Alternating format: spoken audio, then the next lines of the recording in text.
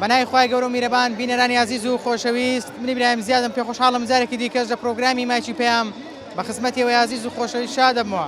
ئایزان ئەمڕۆ لە یادی لەدایکبوونی پێغەمبەری خوا صلی الله علیه وسلم لە نێو بازاڕی شاری ئەولێرم دەمەوێ هەست و سۆزی هاوڵاتیانتان بۆ بگوازمەوە لەگەڵ ئەوەشدا لە هاوڵاتیان دەپرسم لە موسڵمانان دەپرسم بۆچی گرنگە ئێمە پێغەمبەری خوامان خۆش بێ صلی الله علیه وسلم لەگەڵ ئەوەی کە ئێمە خۆشەویستیمان بۆ ئەو زاتە مەزنە دەردەبڕین ئەی چەندێک گرنگە زۆرتر و زیاتر لەسەر ڕێباز و ڕێزکەکەی ئەو بەردەوام بین.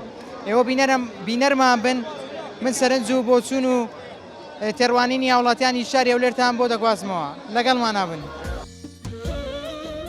ئەوە هات دنیای ئاوادان کرد. ڕحمان فیداد بی ئەی پێغەمبەری خوا پێویستە ئێمە وەکو مسلمان ئەو ڕەوشانەی پێغەمبەرمان لەبێتە جێ و لەسەر نوسرەتەکانی پێغەمبەر جێبەجێ بکەین. پەیمان نوێکەینەوە لەگەڵ پێغەمبەری خوددا تا دوا هەناسەمان شوێن کەوتوویەکی ڕاستەقینەی ئەو سەروەرە نازدارە بین صلی الله علیه وسلم.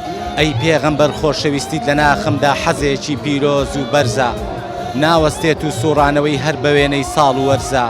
ئەگەر خۆمان بە شوێنکەوتەی ئەو دەزانین پێویست دەکا ئاکارەکانمان وەکو ئەو لێ بکەین یعنی بتوانین کەمتریش لە ڕقوچینە لە دڵمان لابین لەبەرەوەی پێغەمبەر صلی الله علیه و سلم هیچ ڕقوچینەی لە دڵ نەبووە.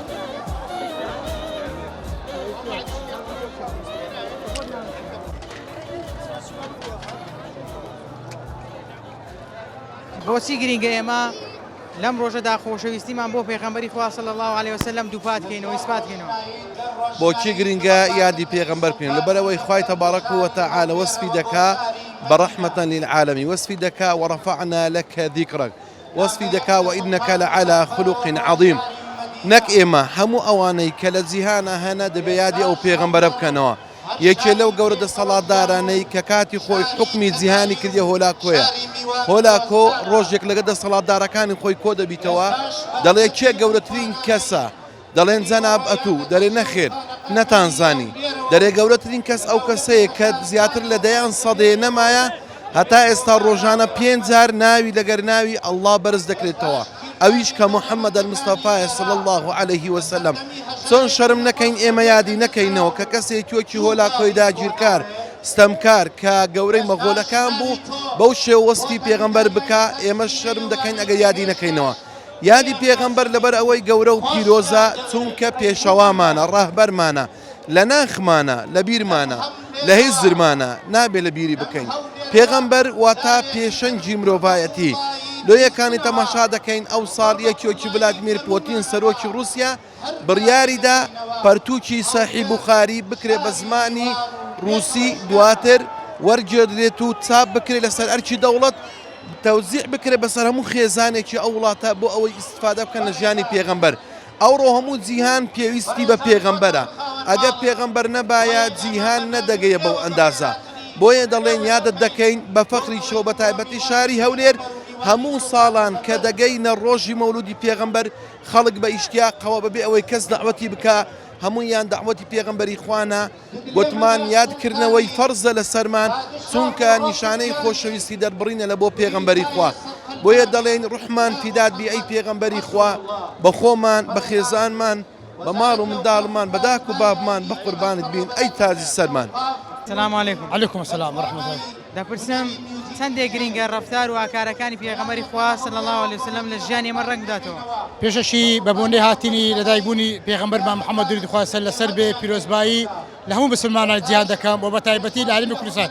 طبعاً ئەو پێغەمبەرە کە خۆشەویستی ئازیزترین کەسمە لە ئێمە ڕەوشتە ئادابەکانی ئەوێکەوە ئەمە پێویستە سونەت و سونەتەکانی پێغەمبەر جێ بکەین ئەو ڕۆژتەکانی پێغەکە کەسێکی بە ئەخلاق و ڕازگۆ و ئەمین بووە بۆیە پێویستە ئێمە وەکو مسلمان ئەو ڕەوشتانی پێغەمبەرمان لەبێتە جێ و لەسەر سونەتەکانی پێغەمبەر جێبەجێ بکەین. دووبارە پیرۆز بێ یادی لەدایکبوونی پێغەمبەرمان لە هەموو مسلمانانی کوردستان بە تایبەتی لە شاری هەولێر. بۆچی گرنگە ئێمە پێغەمبەری خوامان خۆش بێ صلی الله علیه وسلم. بسم الله الرحمن الرحیم هەر بەرز و شکۆدار بێتن ئەم یادا پڕ لە بەرەکەت و سۆز و میهرەبانیە کە بەناردنی پێغەمبەری خوددا صلی الله علیه وسلم مرۆڤایەتی ژیایەوە گرنگە ئەم یادە بکەینە نقطەیەکی وەرچەرخان لە ژیانی هەریەک لە خۆماندا. هەر لەم ڕۆژەدا هەریەک لە ئێمە بڕیار بدەین و گۆڕانکاری لە ژیانی خۆماندا دروست بکەین ئەویش بە شوێنکەوتنی پێغەمبەری خوددا صلی الله علیه وسلم واللهی هەر کەسێک شوێنکەوتەی پێغەمبەری خودابی لە دنیای قازانز دەکا بۆ ناو قبری قازانز دەکا بۆ قیامەتی قازانز دەکا کەواتە ئێمە زەرر ناکەین لە خۆشویستنی پێغەمبەری خوددا لە شوێنکەوتنی پێغەمبەری خوددا لە شارەزابوون لە سیرەت و ژیاننامەی پێغەمبەری خوددا هەمووی شەوقە هەمووی خۆشیە هەمووی ژیانەوەیە بۆیە گرینگە هەرێک لە ئێمەی کە ئێستا لەم یادە پیرۆز و بەرزە لەم ڕۆژە پیرۆز و گەورەیە کە بەشدارین لەو مەراسیمە گەورەیە پەیمان نوێکەینەوە لەگەڵ پێغەمبەری خوددا تا دوا هەناسەمان شوێنکەوتوویەکی ڕاستەقینەی ئەو سەروەرە نازدارە بین صلی الله عليه وسلم. مامۆستا چەندێک گرینگە یادکردنەوەکەمان لە چوارچێوەیەکی شەریعە بێ بێگومان یادکردنەوەی پێغەمبەری خوددا بۆ ئەوەی ئێمە یادی پێغەمبەری خوددا دەکەینەوە تاوەکو پابەندی شەرع بین. ئیتر ناکرێ ئێمە کاتێککە یادی پێغەمبەری خوددا دەکەینەوە کاری ناشەرعی تێدا ئەنجام بدرێتن بۆ نمونە مخالفاتی قولی پێغەمبەری خوددا صلی الله عليه وسلم. بۆیە ئەوەی کەوا ئێستا الحەمدولله دەبیندرێتن لە شاری هەولێر هاوڵاتیان مسلمانان بە شێوەیەکی گشتی و بە شێوەیەکی ڕێک و پێک و جوان تا ئێستا الحەمدولله ئەم یادە بەرز و شکۆ ڕدەگرن ئەم یادە بەڕاستی پێویستە هەریەک لە ئێمە مڕازعەیەکی خۆمان بکەینەوە. خۆشویستنی پێغەمبەری خوددا ئەوەیە کە واتای ئەوەیە نوێژەکانمان بە جەماعەت بکەین. خۆشویستنی پێغەمبەری مانای ئەوەیە کە نوێژەکانمان لە کاتی خۆیدا بکەین. خۆشویستنی پێغەمبەری مانای ئەوەیە کەوا ڕق و چینەمان لە دڵدا نەبیتن. خۆشویستنی پێغەمبەری مانای ئەوەیە کەوا ئێمە بە سۆز و بە بەزەیی و بە ڕەحم بین. وەجینا یادکردنەوەی پێغەمبەری خوددا ئەگەر ئەو واتە جوانانەی تێدا نەبیتن ئەگەر برایەتی تێدا نەبیتن بەڕاستی ئەوە هەروەکو ئیدعایەکە. بۆیە خوای تەعالی ئەفەرمێ لە قورئانی پیرۆز ئەوانەی ئیدعای خۆشەویستی پێغەمبەری خوددا دەکەن ئەوە بەڕاستی پێویستە شوێنکەوتەی پێغەمبەری خوددا بن صلی الله عليه وسلم. ئەمڕۆ ڕۆژێکی شادی بەخش و پرشنگدارە لە مێژووی مرۆڤایەتی چونکە یادی لەدایک بوون و سەرمەشق و مامۆستای مرۆڤایەتی محەممەد المستەفایە صلی الله عليه وسلم ئەو پێغەمبەرەی کە مرۆڤایەتی ڕزگار کرد لە بەندایەتیکردنی بەندەکان بۆ بەندایەتیکردنی خوای تاک و بێهاوتە. خۆشە شتێکمان پێشەشکەی بە بۆنێ ئەم ڕۆژەوە ئەی پێغەمبەر خۆشەویستیت لە ناخمدا بە ئەندازەی مرۆڤێکە کە پەرێشانی بەهەشت بێ بە ئەندازەی پەیوەندی نێوسی و هەناسە و بەوێنەی پەروانەیە کە عشقیشی لەو بۆنی گوڵ بێ. ئەی پێغەمبەر خۆشەویستیت لە ناخمدا حەزێکی پیرۆز و بەرزە ناوەستێت و سوڕانەوەی هەر بەوێنەی ساڵ و وەرزە. ئەی پێغەمبەر خۆشەویستیت لە ناخمدا دەریایەکە یەکجار قوڵە شەپۆلێکی بە گوڕ و سۆز و ڕێگایەکی دوور و درێژی بێ سنوورە داستانێکی نەبراوەیە و نەوشکۆفەی بەهارێکە باغێکی ڕازاوەی شادی و شەرمنی پەڕەی گوڵێکە. ئەی سەروەرم وشە لە ئاست خۆشەویستیت شەرمەزارە قەڵەم لاڵ و عەقڵ مات و دەست و پەنجەوێنەی دارە. ئەیەو کەسەی لە خۆم زۆر خۆشەویستری قەڵەم نازانێت چۆن بدوێ و عەقڵ چۆن بیر بکاتەوە لەم بەهارە بەرز و بەڕێز و پیرۆزە ئەم حەقە پڕ بکاتەوە. ئەی شادی کاتی ناکامی ئەی تیشتی ڕۆشنکەرەوە نازانم چیت بۆ بپسرم لەم یادەدا. ئەی بینایی چاوەکانم یا ڕەسوول الله هەرچی بنووسم ناکات دڵۆپێک لە دەریا و ئۆقیانوسی خۆشەویستیت لە دڵمدا. بۆیە هەر ئەوەندە دەڵێم لەوەتەی فامم کردووە حەزم کردووە لەگەڵ تابم ئاواتمە هەموو دەم و سات و کاتێ وەک لە بیرمای وەک لە دڵمای لەلا تابم لەلا تابم. سلام علیکم مانی نەبن ئەحواڵتان باشن چاکن سەلامەتن زۆر سپاس. سەلامەت بێ. پێم خۆشە بزانم ئەمڕۆ چ بەڵێنێک دەدەی لە یادی لەدایکبوونی پێغەمبەری خوا صلی الله علیه وسلم بۆ خۆشەویستنی ئەو. طبعا ئەو ڕۆژێکی زۆر خۆشە ڕۆژی لەدایکبوونی پێغەمبەرمان صلی الله عليه وسلم دڵخۆشین هاتینە مەولودی. ئەمڕۆ دڵخۆشن؟ بەڵێ دڵخۆشین طبعا دیکۆ. زۆر باشە لەم ڕۆژەدا چ پەیامێکتان هەیە دەتانەوێت چ پەیامێک بگەینن؟ کۆیانێ پێیانەتی مەبەستم ئەوەیە دەتانەوێت چی بە خەڵکی بڵێن دەربارەی ژیان و کەسایەتی پێغەمبەری خوا صلی الله عليه وسلم. والله ئینشاءالله هەموو مسلمانێک هەموو ساڵێ لە خۆشی دەبن لەو یادێک خۆشە پیرۆ ئینشاءالله کەی دەکەن ئینشاءالله. سلام علیکم باش. قوربان زەر چاوم. دەپرسم بۆچی پێویستە پێغەمبەری خوامان صلی الله عليه وسلم خۆش بێ؟ چونکە پێغەمبەرمان پێغەمبەری ئیسلامانە هەموو ساڵێ یادی دەکەینەوە ڕۆژێکی مبارەکە لە هەموو مسلمانە خاصن لۆ کوردی. بۆ بە تایبەتی دەڵێ بۆ کورد؟ ما مسلمانین حەزمان دینمان دینەکەمان ئیسلامە و ڕۆژێکی خۆش ڕۆژێکی مبارەکە لە هەموو کوردێکی. چەندێک گرینگە لەم ڕۆژەدا بەڵێنمان دووپاتکەینەوە لەسەر ڕێبازیوی لەسەر بەرنامەوی لەسەر سونەتەکانیوی بڕۆین. ئینشاڵڵا ڕێبازمان ئەن لەسەر مسلمان دەبێت هەر لەسەر ڕێباز پێغەمبەر دەبی هەموو تاکەچی مسلمان بەخۆشی ژیانشی خۆش دەبات سەری. سلام علیکم. سلام ورحمة الله. لە تۆی گەنج دەپرسم بۆچی پێویستە پێغەمبەری خوامان صلی الله عليه وسلم خۆش بێ؟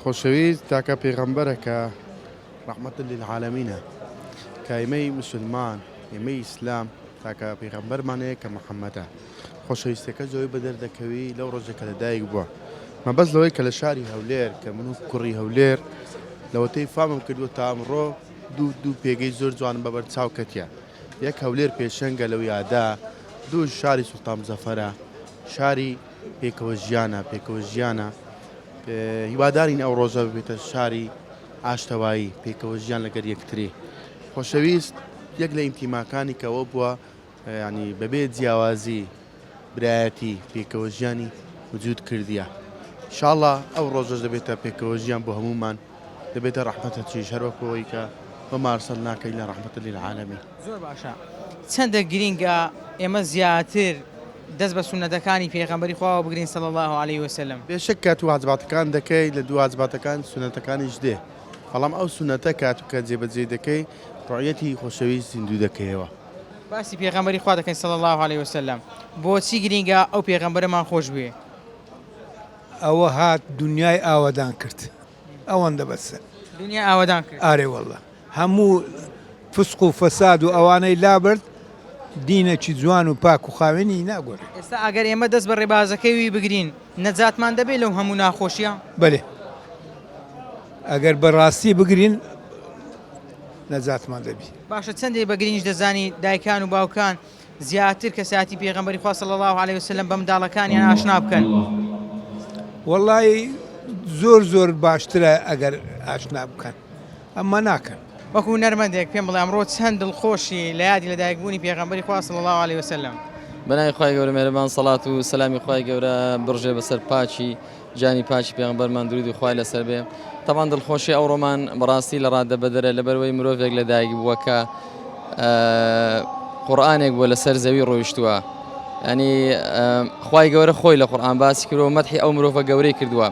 جا لەبەرەوە ئێمە بەڕاستی جگە لەوەی کە دڵی خۆمان خۆش دەکەین لەو ڕۆژە دڵخۆش خۆمان بە جۆرەها شێوە دەردەبڕین پێویست دەکا بەڕاستی ئێمە ئەگەر خۆمان بە شوێنکەوتەی ئەو دەزانین پێویست دەکا ئاکارەکانمان وەکو ئەو لێ بکەین.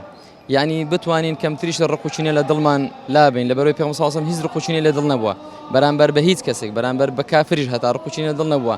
پێغەمبەر صلی الله علیه و سلم لەگەر ماڵ و منداڵی خۆی زۆر باش بووە کەتی ئێمە زۆرێکمان هەن بەڕاستی لە پێشەوەی هەموو شتێکین لە مزگەوت و وا دەردەبڕین کە ئێمە تەواو شوێنکەوتو پێغەمبەرین بەڵام لە ئاکارەکانمە هیچ بەدی ناکەین خۆی ئەوە گرنگە بەڕاستی. بۆیە لەو ڕۆژەدا پیرۆزبایی لە خۆم لە ئێوەی بەڕێز و لە هەموو خۆشەویستان دەکەم. منیش چەند ساڵە بەڕاستی لە ناو بازار بە شێوازێکی جیاواز ئەو یادە دەکەمەوە کۆنسێرت دەکەین لە بازار هەر بم بوونەوە لە پێش چایخانەی مەسکۆ بەردەم قەڵا لەوێ کۆنسێرت دەکەین سەعات 10 دەست پێ دەکەین ئینشاءڵڵا بتوانین چەند شتێکی جوان پێشکەش بە جەماوەر بکەین. دەپرسم وەکو هونەرمەندێک پێم بڵێ بۆچی پێویستە ئێمە پێغەمبەری خوامان درود و سەلامی خوا لەسەر بێ خۆش بێ؟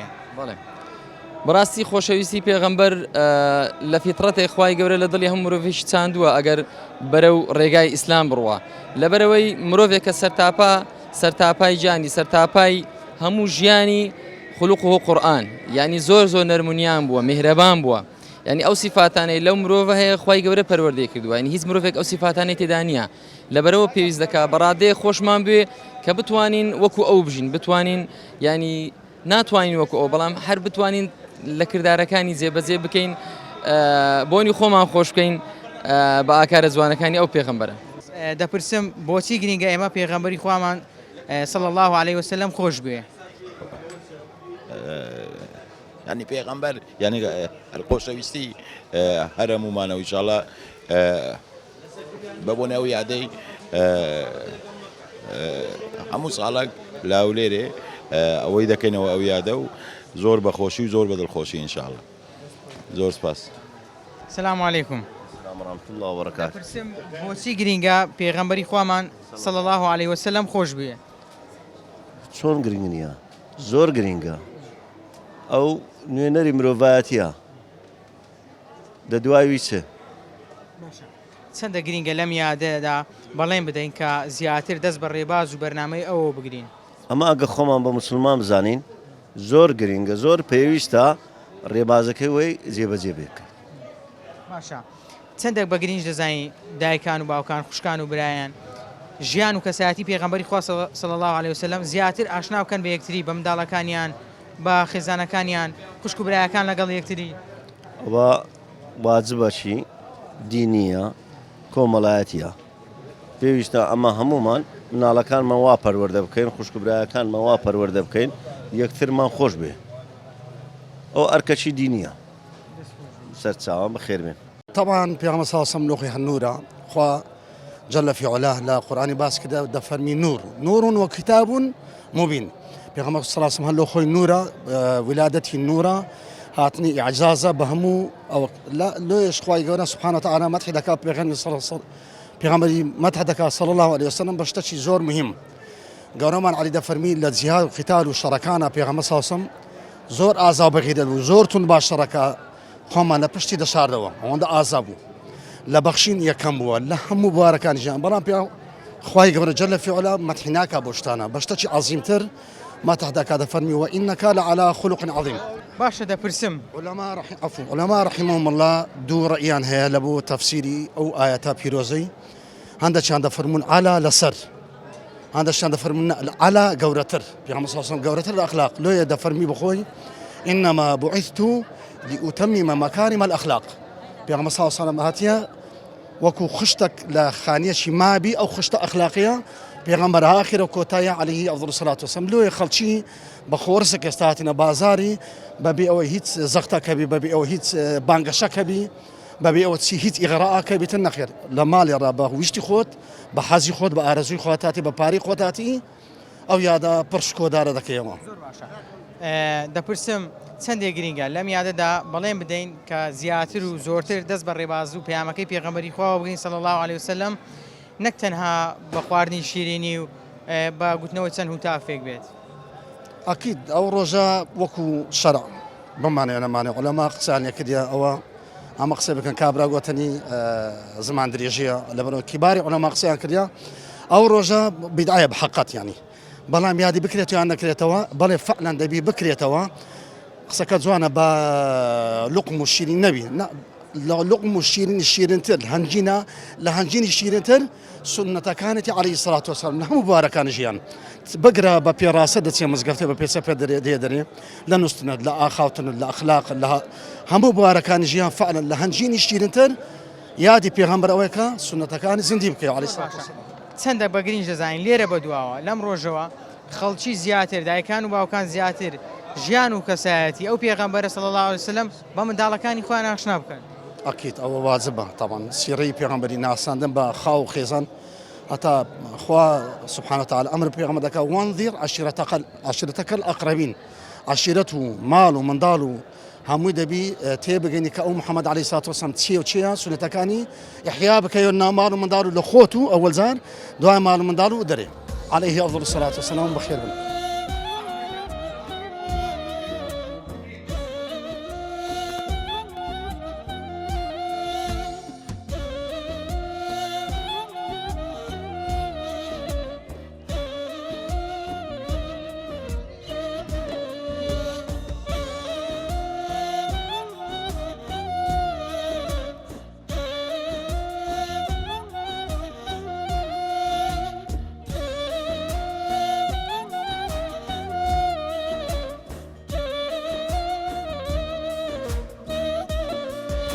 خۆشە بابزانم لەم ڕۆژەدا چ هەستێکت هەیە چەند دڵخۆشی وەڵەوە چە ڕۆژە بەتمە ئەو ڕۆژە لە هەم ڕۆژە خۆشترا بەدلفراوانی وەدێنێ خۆشەویستمانە چەند ڕۆژە خۆت ئامادە کردووە؟ بەێ چەند ڕۆژە خۆمان ئامادە کردیە. باشە دەپرسم بۆچی گرینگە پێغەمبەری خوامان صلی الله علیه وسلم خۆش بوێ؟ وەڵایی شەفاعەتمان دەخوازی ئینشاءالله لە خۆشەویستمانە. چەندە بە گرنج دەزانی لێرە بەدواوە بەڵێن بدەین زیاتر و زۆرتر دەست بە پەیامەکەی پێغەمبەری خوا بگرین صلی الله علیه وسلم. وەڵا هەرکەس دەبێت شخصیەتی خۆی هەیە چەندی دەست پێ بگری سنەتەکان ئەوە قازاز دەکەیت لە دنیا لە قیامەت. وەڵا بێگومان ئەمڕۆ لەبەرەوەی کە ڕۆژی دوانزەی ڕەبیع الأول ڕۆژی لەدایکبوونی پێغەمبەری خوا صلی الله عليه وسلم هەر یەک لای خۆیەوە خەریکی دەربڕینی خۆشی و شادێ بە بۆنەی ئەو ڕۆژەوە معلومی هەمومانە شاری قەڵاو منارە بە شاری سوڵتان مزەفەر بەناوبانگە شاری مەولود و کۆڕ و دانیشتن و ئەو شتانە بەناوبانگە هەر بۆیە ڕۆژێکی زۆر تایبەتەوە هەمووی هاتۆتە دەرەوە هەر بۆەوەی کە وەزعەکە ببینێ و خۆشیەک لە وەزعەکە وەرگێ. لەکوێوە هاتی بۆ هەولێر؟ وەڵا لە سلێمانیەوە هاتیم بۆ هەولێر ئیتر لە خزمەتە و خۆشەویستانەیە. لە تۆی گەنج دەپرسم بۆچی گرینگە ئێمە پێغەمبەری خوامان صلی الله عليه وسلم خۆش بێ چی وای کردووە کە ئێمە بە گرینگەوە خۆشەویستیمان بۆ خۆشەویستە دەرببڕین؟ حقت خۆشەویستی پێغەمبەری خوا صلی الله عليه وسلم لە کۆمەڵی خاڵە خۆی بینێتەوە یەکێک لەوانە ئەوەیە کە ئیتیباعی ڕێگە و ڕێبازەکەی بین و کۆمەڵێک جۆری تری هەیە لەوانە کە بەگوێی سونەتەکانێکین لەگەڵ قورئاندا بین لەگەڵ دۆست و ئەحبابی کەسی باش و دیندارا بین یەکێک لە ڕێگاکانی ژەوەیە کە تۆ خۆشی دەرببڕی بەهۆیەوەی کە پێغەمبەری خوا صلی الله عليه وسلم لەو ڕۆژەدا لەدایک بووە و لەگەڵیە دووبارە سونەتەکانی زین بکەیتەوە. زۆر باشە من دەمەوێت لەسەر پێغەمبەری خوا صلی الله عليه وسلم شتێکم پێشکەش بکەیت. مەبەست لە قەسیدەیان مەبەست لە چییە؟ وصلى الله على أو بحر نور علم عرفانه كدرك غور ناكا غير علم الله سبحانه وصلى الله على أو ذات باك قدس آياته كأخلاقي بسنديدي جنابي حي منانه موكو گەنجێت چەندە دڵخۆشی ئەمڕۆکە وەچە هەستێکت هەیە؟ طبعا یەکەم شتێمە خەڵکی سلێمانین و کاتون بۆ شارە جوانەکەی هەولێر شارە جوانەکەی سوڵتان مزەفەر هەستێکی زۆر تایبەتمانەیە کە ئیسیجابەی ئەو خەڵکە بینین بەرامبەر مەولیدی پێغەمبەر صلی الله عليه وسلم لەپاڵ ئەو حاڵوەزە و ئەو گوزەرانە ناخۆشی کە ئێستا هەیە ئەو کار و چالاکیانەی لە ئێستاە وەستاوە ئەو بوارە با بڵێن عیرفانیانەی کە لە ئێستا وەستاون و پەک خراون بەڵام ماشەڵڵا خەڵکی شارە جوانەکەی سوڵتان مزەفەر و شاری قەڵاو منارە بۆ شێوازە جوانە ئیسیجابەیەکی ئەوە جوانەکەن کە ڕێک وەکو ڕۆژی جەژن وایە یعنی وا حساباتەکەن کە ئێرە لەم ڕۆژەیە ڕۆژی جەژنە هەمووی بە شێوازێکی زۆر جوان و ڕێک خۆی گۆڕیوە بە شێوازێکی زۆر جوان و ڕێک با بڵێن ئیسیجابی وەزعەکەکات حاڵەتێکی زۆر تایبەتە. دەڵێن هەر لە خۆتەوە دڵخۆشەوی هەر زۆر ڕێک یعنی وا حسێ بکەیت دوا هەستەکەی کە ئەمڕۆ ڕۆژی جەژنە ماشەڵڵایان لێ بێ کاچیتە ناو مزگەوتەکان چەند عورفێکی زۆر جوان و ڕێک لەوانەی کە هەمویان بە پێوەستاون پێشوازی لە میوانەکەن لە بچووک تا گەورەیان تەوە قەو لەگەڵاکەن و شیرینی ئەبەخشنەوانێ وا هەستەکەی لە ڕۆژی جەژنە. لەگەڵ ئەوەشدا چەندێ بە گرنگی دەزانی زیاتر و زۆرتر دەست بە ڕێبازی پێغەمبەری خوا بگرین صلی الله عليه وسلم لەسەر سونەتەکانی بەردەوام بین صلی الله عليه وسلم. کوردی مسلمان لەوەتەی هەر هەبووە هەر شوێنی ڕێبازی پێغەمبەری خوا کەوتووە صلی الله عليه وسلم هەر وەکو پێشتر بە تایبەتی لەم شارە پیرۆزە و هەموو شارەکانی تری کوردستان ئەم حاڵەتە هەبووە کە بە شێوازێکی زۆر جوان ئیسیجابیان کردووە لەسەر ڕێبازی پێغەمبەری خوا صلی الله عليه وسلم بەڵام لە ئێستا لەوانە هێنە کاڵبوونەوەی پێوە دیار بێت بە بۆنەی ئەو زروف و حاڵوەزای کە ئێستا هەیە بەڵام وەکو با بڵێن پێویستیترین شتە لە ژیانە لە بەرەوەی ڕاستترین و پاکترین و جوانترین ڕێبازە کە خوای گەورە بۆی هەڵبژاردن لە بەرەوەی خوای گەورە ئەفەرمێت اليوم أكملت لكم دينكم وأتممت عليكم نعمتي ورضيت لكم الإسلام دينا. خوای گەورە بەم دینە ڕازیە خوای گەورە خالقی کەون و کائیناتە ئەم بەرنامەی بۆ ئێمە ناردووە ئیسیجابەیەکی زۆر باشی خەڵکیش لێرەیە هەیە بۆیە هەم خەڵکەکە بە جوانی ئیسیجاباکەن هەم ڕادێکی زۆر پێویستە. بەڵای زان و خۆشەویستان ئەوەی ئەمڕۆ لە بازاڕی شاری هەولێر دەبینی خەڵکێکی زۆر هاتوون بە منداڵان بە گەنجان لەگەڵ ئەوەشتا ئێستا ئێمە یەک دوو منداڵمان لەلایە بابزانم ئەمڕۆ چه هەستێکیان هەیە چەندە دڵخۆشن پێم بڵێن ئەمڕۆ چەند دڵخۆشن؟ زۆر دڵخۆشن؟ زۆر باشە پرسیارێک لێ دەکەم بابزانم دەزانی پێغەمبەرمان صلی الله عليه وسلم ناوی چ بوو؟ محەممەد. ناوی محەممەد بوو؟ محەممەد. زۆر باشە با لە تۆ بپرسم داچی ناوی چ بوو؟ ئامینە. ئێوە نوێژ دەکەن؟ چونکە پێغەمبەری خوامان صلی الله عليه وسلم فەرمانمان پێ دەکا کە نوێژ بکەین ئێوەش دەبێ نوێژ بکەن باشە؟ باڵێ. ئەی ئەتوو بابزانم چەند دڵت خۆشە؟ زۆر دڵت خۆشە؟ لەگەڵ چی هاتی؟ لەگەڵ بابت هاتی؟ تەمەند درێژ بنی ئاخوا دەستان خۆش بێ چیمان پێشکەش دەکەی بە بۆنێ ئەم ڕۆژەوە؟ الحمد لله رب العالمين الرحمن الرحيم مالك يوم الدين إياك نعبد وإياك نستعين اهدنا الصراط المستقيم صراط الذين أنعمت عليهم غير المغضوب عليهم ولا الضالين آمين. پێم خۆشە لەسەر یادی لەدایکبوونی پێغەمبەری خوا صلی الله علیه و سلم زانم ئەمڕۆ چ هەستێکت هەیە؟ وڵا هەستێکی زۆر خۆشە. چەندە گرینگە لەم ڕۆژەدا دایکان زیاتر کەسایەتی پێغەمبەری خوا صلی الله علیه و سلم بە منداڵەکانی ئاشنا بکەن. زۆرتر لە بۆنەکان کە لە هەموو شتەکان خەریک ئامادە دەبێت لەو بۆنەش ئەها پێویستە ئامادە بێت. چی وای کردووە کە پێغەمبەری خواتان خۆش بێت صلی الله علیه و سلم؟ پێغەمبەری خوا پێغەمبەری هەموو کەسایەتی بەشەریا پێغەمبەرێکی پیرۆزە. دەبێ ئەمە ئەوە پێغەمبەریم لێیە. ئەوڕۆ زۆر دڵم خۆشە کە هاتم بۆ شاری هەولێر زۆر حەزم لە ئەوەیە. یعنی ئەوڕۆ دڵت خۆشە کاتێ بازاڕی؟ بەڵێ زۆر دڵم خۆشە. چەندێک پێغەمبەری خوات خۆش دێت صلی الله علیه و سلم؟ زۆر دڵم خۆش لە دڵمەوە. زۆرت خۆش دەوێت؟ بەڵێ. باشە دەمەوێت یعنی شتێکم پێشکەشکەی شتێکمان پێشکەشکەی بە بۆنەی یادی لەدایکبوونی پێغەمبەری خوا صلی الله علیه و سلم. ئەوە سورەتێکتان پێشکەش دەکەم. أعوذ بالله من الشيطان الرجيم بسم الله الرحمن الرحيم قل أعوذ برب الناس ملك الناس إله الناس من شر الوسواس الخناس الذي يوسوس في صدور الناس من الجنة والناس. صدق الله العظيم. چەندێک بەگەنیش دەزانین دایکان بە تایبەتی منداڵەکانیان ئاشنای ژیانی پێغەمبەری خوا بکەن صلی الله علیه و سلم. وڵا بە زۆری منداڵەکان هەم بدەن بە دوی ئەو ڕێبازی بکەون ئەخلاقیان ڕەوشتیان. لەم ڕۆژەدا بەڵێن دەدەی زیاتر دەست بە ڕێبازی پێغەمبەری خوا بگری صلی الله علیه و سلم. الحەمدولله چەند ساڵە دەستیشم پێوەگری و دەستیش پێوە دەگەم زیاتریش بە خۆم و هاندەری منداڵەکانیشم ئینشاءڵڵا. پرسیارەیەکی تایبەت دەکەم ئەگەر ئەمڕۆ پێغەمبەری خوات بدیت بە صلی الله علیه و سلم چیت پێ دەگوت؟ یان چ قسەیەک دەبوو کە بەو بڵێ؟ پێم دەگوت زۆرم خۆش دەوێت ئینشاءڵڵا دەست بە ڕێبازەکەیەوە دەگرین و ناتوانم زیاتر دەبڕم. لەبەر خۆشەویستی پێغەمبەر؟ هەر لەبەر ئەوی شاهاتی و بازار؟ بەڵێ وەڵا هەموو سارێ ئەو ڕۆژەی بەگرین دەزانم و یاد دەکەمەوە. بابزانین کاک حەکیم چمان پێشکەش دەکەی؟ بە خێراتنی قەناتەکەتان دەکەم و بەخێر بەس سەد چاوم و ڕۆژەکی پیرۆزە صلی الله علیه و سلم دەبی بە دربی ڕەوشتمان باش بی. ئێستا سێ سەلاواتی لێ دەدەین لەسەر دیداری محەممەد.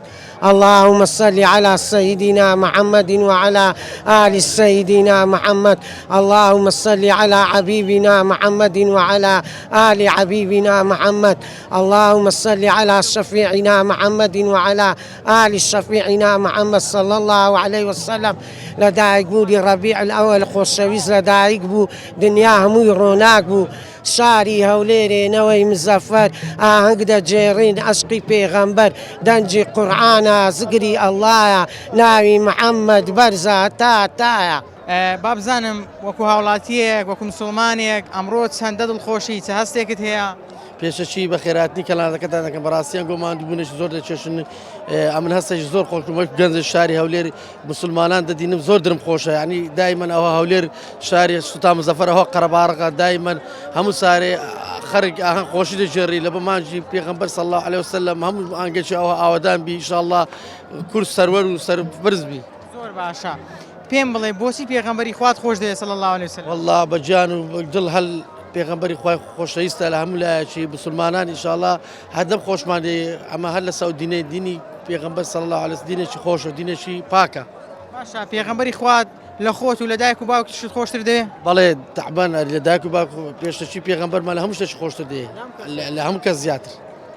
چەندێک بەگریش دەزانی یان چەندێک گرینگە ئێمە لێرە بە دواوە زیاتر و زۆرتر دەست بە ڕێبازەکەیەوە بگرین.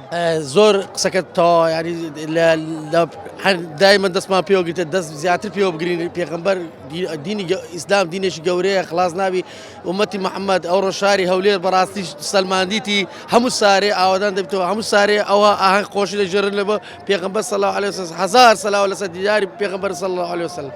سلام علیکم. مادینە بنەخوازانم ئەمڕۆ چه هەستێکت هەیە لە یادی لەدایکبوونی پێغەمبەری خوا صلی الله علیه وسلم؟ اللهم صل على سيدنا محمد وعلى آله وصحبه وسلم. بەڕاستی ڕۆژێکی خۆشە لە بۆ ژیانی کە پێغەمبەری صلی الله علیه وسلم لەدایک بووە. یعنی لە بۆ مسلمانانی جیهان بە تایبەتی مسلمانانی هەولێر و کوردستان ئێمە دەبێ هەموو ڕۆژێک ئەو یادە بکەینەوە. یعنی کەواتە لە ژیانمان دابێتنەوە ڕۆژی لەدایکبوونی پێغەمبەریش ڕۆژێکی زۆر زۆر مێژوویە لە جیهانی ئیسلامیدا. بۆچی گرینگە ئێمە پێغەمبەری خوامان خۆش بێ صلی الله علیه وسلم؟ لەبەرەوە پێغەمبەری خوای ئێمە دەبی خۆشمان بێ، پێغەمبەری فەخر کائیناتە، یعنی کە پێغەمبەری سەر ڕووی هەموو جیهانە، نەک برێن پێغەمبەری بەس ئیسلامە، پێغەمبەری هەموو سەر ڕووی جیهان، لەبەرەوە ئێمە دەبی خۆشمان بێ و شانازیش پێ بکەن لەبەر ئەمە وەکو ئیسلامی. پێویستە یادکردنەوەمان بۆ پێغەمبەری خوا صلی الله علیه وسلم چۆن بێ، لە چوارچێوەیە کابێ؟ تەنها ئەوە نییە ئەمە برێن وەڵا شیرناتی ببەخشینەوە یا خۆ شتێکەوە بەخشیناتی و شتیەوە بەخشین، ئەمە دەبی بە سڵاوە لێدان لەسەر پێغەمبەر صلی الله علیه وسلم بە یادکردنەوە ناوەکانی کە ناوی بکەنەوە، ینی سڵاوەتی لەسەر لێ بدەن، ئەوە بەسەرکردنەوە یانی ژیانەکەیتی. چەندێ بە گرنگ دەزانی ئێمە هەر یەکەمان لە ڕاستە خۆمان بتوانین بە پێی توانای خۆمان ژیانی ئەو مرۆڤە مەزنا ئاشنا بکەین بە دەوروبەرمان. بەڕاستی ئەمە وەکو برێن لە ڕووی پەروەردەییەوە، لە ڕووی کۆمەڵایەتیەوە، لە ڕووی مزگەوتەکانەوە ئێمە دەبی ئەوە بکەین کە ژیانی پێغەمبەر صلی الله علیه وسلم لە ژیانی منداڵیەوە تاکو کۆچی دوایی کردووە، ئێمە دەبی بە خەڵک ئاشنا بکەین، ئەو کەسانێک کە نەخێندەوانە دەبی بە گیان بدا بچت بزین و قسەیان لە بۆیان بکەین کاران نەخێندەوانە، بەر ئەوان نەخێندەوانە خۆیان دەبی بە ئەوکان بیاخینەوە.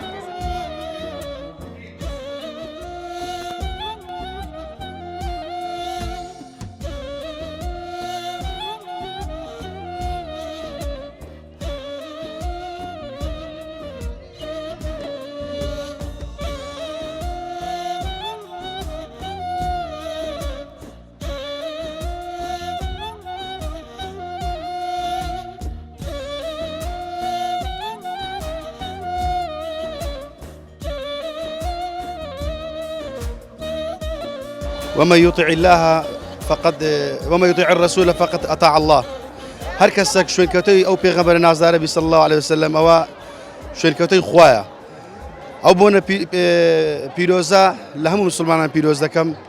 بەڕاستی جێی دڵخۆشیە کە دەبینین مسلمانان بە گروتینەوە ڕوو دەکەن ناو ئەو شوێنەی کە ساڵانە بەبەردەوامی ئەو مەراسیمە بەڕێوە دەچی بەڕێک پێچی بە شێوەیەکی مسلمانان الحەمدولله. یادی لەدایکبوونی پێغەمبەر صلی الله عليه وسلم دەبی ڕنگدانەوە هەبی لە ژیانمان، لە کاتی نووسینمان، لە کاتی نان خواردنمان، لە کاتی ڕۆیشتنمان لە بۆ ئیشەکانمان، لە هەموو ژیانمان دەبی کاردانەوەی هەبی. بەڕاستی برین لەدایکبوونی ئەو پیاوە نازدارە، ئەو پێغەمبەرە نازدارە صلی الله عليه وسلم ئەمەی ئازاد کرد، ئەمەی کردە خاوەنی دایک و باوک، ئەمەی کردە خاوەنی خێزان. دەپرسم ئەمڕۆ چ هەستێکت هەیە کە هاتووی بۆ بازاری شاری هەولێر، دەبینی خەڵکێکی زۆر هاتوون بۆ بازار، چ هەستێکی بە تو بەخشیوە؟ لەخوای بە زیادی ئاستەشی زۆر خۆشمانەیە، دڵمان زۆر خۆشە بە یادی پێغەمبەر صلی الله علیه وسلم، پیرۆزبایی خۆشم دەنێرم هەموو وەتی ئیسلامی جیهان، ڕۆژێکی گەورەیە، یادی پێغەمبەر کە ناخی دڵتانەوە، واز لە هەموو گوناح و تاوانێک بێنە عیبادەتی خوا بکەن. پێغەمبەر گیان ئینشاءڵڵا بە ئیزنی خوای ئاوی کەوسەرمان دەدات لە باشتێ، بە ئیزنی خوای قەت تێریمان ناوی، دەبی یادی پێغەمبەر ناخی دڵمان بکەین، هەموو ڕۆژە یادی پێغەمبەر، هەموو چرکێک، هەموو دەقێک یادی پێغەمبەر بکەین و بە داک و بابە قوربانت بم پێغەمبەر گیان. باشە پرسیارێکی تایبەت بکەم، ئەگەر ئێستا پێغەمبەری خوا دیدیت بە صلی الله عليه وسلم چیت پێ دەگوت؟ یعنی چ قسەیەکت هەبوو لە دڵەوە بەوی بڵێ؟ ئاستەشی زۆر خۆشمان دەبێ یادی پێغەمبەر ناماندا بە دەمانگو بە داک و بابە قوربانت بین، هەموو سنەتی تو جێبەجێ دەکەین و زۆر دڵمان خۆشە، هەموو دنیا دڵی خۆشە، هەموو جیهان دڵی خۆش دەبی. باشە چەندێک گرینگە ژیانی پێغەمبەری خوا صلی الله عليه وسلم لە ژیانی ئێمەدا ڕنگ بدات و ئێمە لە سیفات، لە ئاکار، لە ڕەوشت چاو لەو بکەین، ئەو چی کردو ئێمە بە شوێن پێ ئەودا هەنگاو بنین. بە پێغەمبەر گیان پێی خۆشە هەموو کاتێک نێژەکان بکەین، پێنج فەرزە لە مزگەوت تێبی نێژەکان بکە، عیبادەتی خوا بکەین، پێغەمبەر بەوەی دڵخۆشە فەرمانی خوا جێبەجێ بکەین، ئەدە سنەتی پێغەمبەر صلی الله علیه وسلم جێبەجێ بکەین، هەموو کوردستان لە دڵخۆشیدا دەبی ئینشاءڵڵا بە ئیزنی خوای. دێ گرینگە ئاکار و ڕەوشتی پێغەمبەری خوا صلی الله عليه وسلم لە ژیانی ئێمەدا ڕنگ بداتەوە. بسم الله الرحمن الرحیم. سەرەتا پیرۆزبایی لە جەنابتان و کەناڵەکەتان و تەواوی بینەرانی ئازیز دەکەم. خوای پەروەردگار ئەو مناسبە و مانگە پیرۆزە بکاتە مایەی کرانەوەی دەرگای خێر لەسەر خاک وڵات و نیشتیمانمان ئینشاءالله. دیارە لە ڕەبیع الأەوەلدا ئێمە کە یادی پێغەمبەری خوا دەکەینەوە عەلەیهی سەڵات وەسەلام، شکرانە بژێری و سپاسگوزاریە بەرامبەر خوای تەعالا کە ئەو نیعمەتە گەورەی داینێ کە پێغەمبەری نازدارە عەلەیهی سەڵات وەسەلام، چونکە ئەو سەبەبی هیدایەتمانە، ئەو ڕێنیشاندەری دنیا و قیامەتمانە، ئەو شەفاعەتکاری مەحشەرمانە ئەو بەڕاستی خەمخۆر و دڵسۆزی دین و ژینمانە لەبەرەوە ئێمە هەموو ڕۆژ یادی پێغەمبەر دەکەین و عەلەیهی سەڵات وسەلام لە بانگ و بڵندگۆی مزگەوتەکان دەڵێن ئەشهەدو ئەنە محەممەدە ڕەسوول الله هەموو ڕۆژ لە تەحیاتەکانمان دەڵێن ئەسەلامو عەلەیکە ئەیوهە النەبی هەموو ڕۆژ بە ئەزکار و ئەورادی بەیانیان و ئێواران و بە حیجابی ئافرەتەکانمان و بە ڕیشی گەنجەکانمان و بە سونەت و ئاکارەکان یادی پێغەمبەری نازدار دەکەین و عەلەیهی سەڵات وسەلام بەڵام گرنگە هەموو کات ڕەوشتەکانی پێغەمبەرمان لەبیر بێت چونکە گەورەی پێغەمبەر لە پەیامەکە و لە ڕەوشتەکەی بوو چونکە قل إن كنتم تحبون الله فاتبعوني با هەمومان شوێنکەوتەی پێغەمبەر من عەلەیهی سەڵات وسەلام ئەوە تا فەرموو پێغەمبەری نازدار عەلەیهی سەڵات وسەلام دوای 1400 ساڵ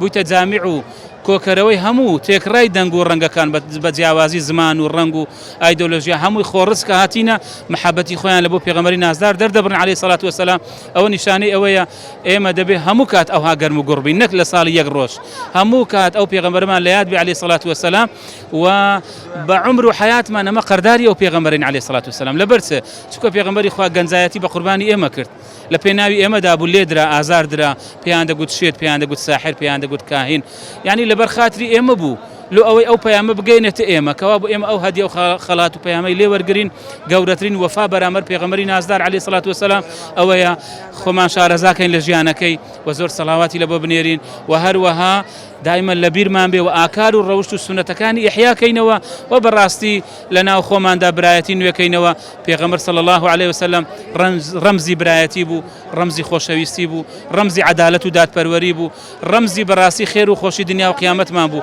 لۆیە ئەوەی دەیەوێت لە دنیادا خۆش بژیێ لە قیامەت خۆشیەکان مسۆگەرکە با شوێنکەوتەی پێغەمبەری نازدار بن عەلەیهی سەڵات وسەلام سەڵاوات لە دیداری پێغەمبەر اللهم صل على سيدنا محمد وعلى آل سيدنا محمد والله زۆر دڵخۆشم الحەمدولله باشە چی وای کردووە کە دڵت خۆش بێت والله خاطر پێغەمبەر صلی الله عليه وسلم یادی بەڵێ فەرموو پێویستە ئێمە چۆن خۆشەویستیمان بۆ پێغەمبەری خوا صلی الله عليه وسلم دەرببڕین وڵای سورەتەکانی تەطبیق بکەین ڕێبازی بگرین ڕێچکەی بەرنەدەین تا شوێن سورەتەکانی بکەوین ئەو خۆشویستنە یعنی پێغەمبەر صلی الله عليه وسلم چۆن ڕێزی لە ئافرەتا گرتووە چۆن لەگەڵ جیرانە ژیاوە چۆن ڕێزی لە کەسێک گرتووە کە غەیری دینی ئیسلام بووە لەو ڕۆژانەی ڕۆی لە کەناڵەکان لە سۆشیال میدیا بینیمان کە گویا ئاینی پیرۆزی ئیسلام و بزات پێغەمبەر عەلەیهی سەلات وسەلام ڕێزی لە ئافرەتا نەگرتووە بەڵام بە پێچەوانەوە ئەوەی ڕێزی لە ئافرەتا گرتووە ئاینی پیرۆزی ئیسلامە ئەوەی ڕێزی لە ئافرەتا گرتووە پێغەمبەری ئێمەیە عەلەیهی سەلات وسەلام لە فەرمودەیە هاتووە ئەفەرمێ هەر کاتێک حەزرەتی فاتیمە هاتە ماڵەوە پێغەمبەر لە بەلی هەل ئەستاوە ئەگەر بێژین ئەمە کچی پێغەمبەر بوو عەلەیهی سەلات وسەلام آخر فرمودەی تریشمانەیە ڕێزی لە هەموو خێزانەکانی خۆی ناوە لە هەموو ژیاننامەی پێغەمبەرا بخوێنەوە هەمووی بخوێنەوە کامل لە شوێنێک باسیەوە ناکە پێغەمبەر دەستی لە خێزانەکانی خۆی بەرز کرد بێتەوە لە شوێنێک باسی ئەوەی ناکە پێغەمبەر عەلەیهی سەلات وسەلام دەستی لە خێزانەکانی خۆی بەرز کردیەوە دەنگی بەسەر دەنگیوانە بەرز کرد بێتەوە ئەگەر بڵێن ئەمانەش خێزانی پێغەمبەرن آخر پێغەمبەر ڕێزی لە ئافرەتی تر کردووە کە خێزانیشی نەبووە لە فەرمودەیە هاتووە لە شاری مەدینە پیرە ژنێکە بۆ مزگەوتەکەی پێغەمبەری پاکە کردەوە ڕۆژانە کە وەفاتی فەرموو پێغەمبەر پێی ئاگادار نەبوو لە بۆ ڕۆژی دواتر پێغەمبەر فەرمووی کواوە پیرێژنێ نابینم وتیان وەفاتی کردیا فەرموویە سەحابەکان بۆ بەمتان نەوت ئەوجە فەرمووی قەبرەکەی نیشانە بدەن پێغەمبەر عەلەیهی سەلات وسەلام چوو لەسەر قەبرەکەی نوێژی جەنازەی لەسەر کرد نوێژێک پێغەمبەر بکە لەسەر لاشیەک ئەو حرامە خۆی پەروەردیگار بیستێنێ بە ئاگری جەهەنەم ئەوە چییە ڕێزی لە ئافرەتێکی موسڵمان گرتووە ئەگەر بڵێن ئەمەش ئافرەتێکی موسڵمان بەبووی و ڕێزی گرتووە فەرمودەی تریشمانەیە پێغەمبەر عەلەیهی سەلات وسەلام ڕێزی لە ئافرەتانێک گرتووە کە کافر بووینە کە غەیرە دینی ئیسلام بووینە کاتێ جێشی ئامادە ئەکرد لە بۆ غەزا لە بۆ جەنگ بەرامبەر بە دوژمنەکانی خۆی ڕووی لە سەحابەکانی خۆی ئەکرد ئەی فەرموو ئامان لە ئافرەتان نەدەن ئازاریان نەدەن ڕیمیان نەگرن با زەنگیشمان لەگەڵ بکەن لەبەر خاتر ئافرەت پێغەمبەر عەلەیهی سەلات وسەلام ئەوانەی بە سەحابەکانی خۆی ئەفەرموو دەستان خۆش بێت بابزان ئەمڕۆ چەند دڵخۆشی بە یادی لەدایکبوونی پێغەمبەری خوا صلی الله عليه وسلم بسم الله الرحمن الرحیم سەرەتا بەخێر بن سەرساوت سەرسەر تەمام پیرۆزبای لەدایکبوونی پێغەمبەر صلی الله عليه وسلم پیرۆز دەکەین لە ئومەتی موسڵمانەکان لە هەمووان بە تایبەتی شاری هەولێری بەڕاستی کە هەموو ساڵێک جێدەستیاندارە بەو بۆنە پیرۆزەوە لەگەڵ ئەوەش ئێمە هەروەکو موسڵمانەکانی هەموو جیهان هەموو ساڵێک ئەو بۆنە دووبارە دەکەینەوە بەنز بەس چەندە گریگە دایکان منداڵەکانی خۆیان ئاشنا بکەن بە ژیانی پێغەمبەری خوا صلی الله علیه وسلم.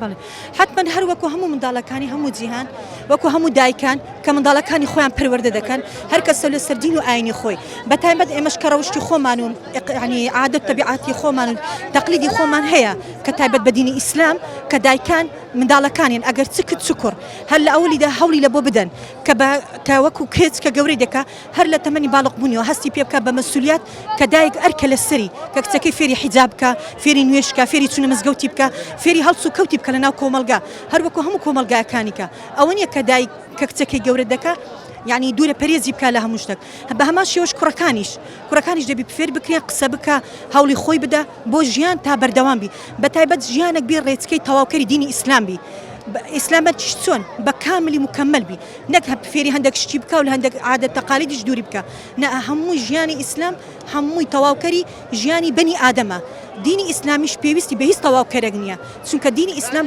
کامل و شاملە لەو هەموو ئینسانیەت چ کوڕبی چ کچبی بۆیە لەگەر لەسەر دایکەن ئەوە پێویستە کە تەواو بە کاملی دینی ئیسلام خۆی گەورە کویدا بەزاندیە ئەو هەش بیگەینتەوە داکەکان بە منداڵەکانی خۆیان پەروەردەیان بکە. با بزانم ئەمڕۆ چه هەستێکت هەیە چەنە دڵخۆشی. بسم الله الرحمن الرحيم وبه نستعين پێشەکی بەخێر هاتنی ئێوەی بەڕێز و خۆشەویست دەکەین ئەمڕۆ خی گەورە لە قورئان دەفەرمێ فبذلك فليفرحوا خی گەورە لە قورئانە باسی خۆشەویستی و محەبەت دەکا باسی دڵخۆشبوون دەکەم ئەمڕۆ دڵمان خۆشە لەدایکبوونی سەرۆرمان محەممەد عليه سەلات وسلام پەیامم بۆ ئەم ڕۆژە ئەوەیە کامە ئەخلاقی پێغەمبەر زیندوو بکەینەوە و هەروەها تطبیقاتی قورئانی پیرۆز بکەین پێغەمبەر عليه سەلات وسلام لەسەر قورئان ڕۆیە و باسی ئەخلاقی پێغەمبەرش بخوا دەفەرمێەوە ئینەکە لەعەلا خولق عەظیم بە سێ مەرحەلە و بە سێ تەوکید هاتیە خی گەورە تاکید لەسەر ئەخلاقی پێغەمبەر دەکاتەوە عليه سەلام ئێمە ئەخلاقمان وەکو ئەخلاقی پێغەمبەر دەکەن عليه سەلام و هەروە لەسەر پەیامەکەی بڕۆین لەسەر قورئانەکەی بڕۆین هاتیە تطبیقاتی قورئانی کردیا پێغەمبەری خوا صلی الله علیه وسلم لە ڕەوشتا لە لووتکەیە بووە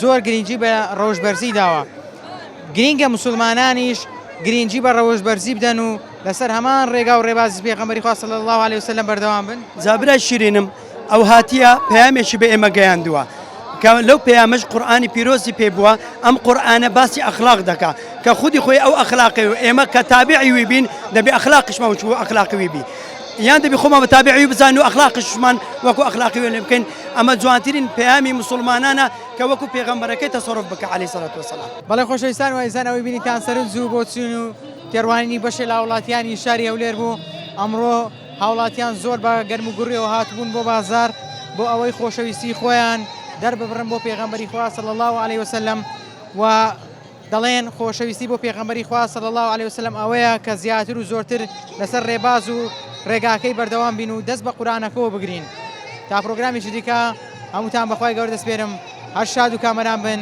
خواتان لەگەڵ.